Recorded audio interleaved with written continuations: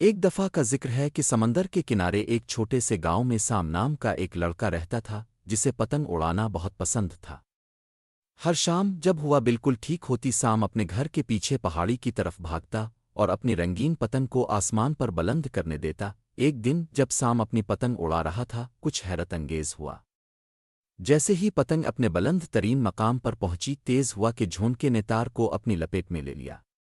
پتنگ چمکی اور اچانک وہ بولی، ہیلو سیم۔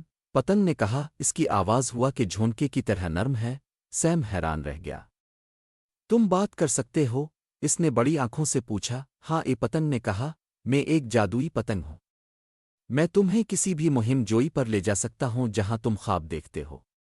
بس مضبوطی سے پکڑو۔ دو بار سوچے بغیر سام نے تار کو مضبوطی سے تھام لیا۔ پتنگ نے جھپٹا سیم کو زمین سے اٹھا لیا اور ایک ساتھ وہ آسمان کی طرف بڑھ گئے۔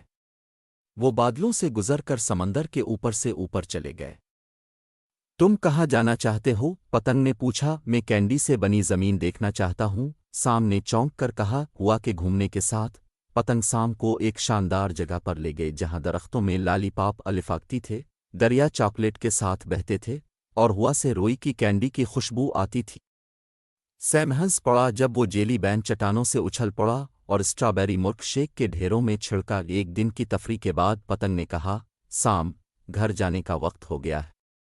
سام کو کینڈی کی زمین چھوڑنے کا دکھ ہوا لیکن وہ جانتا تھا کہ دیر ہو رہی ہے۔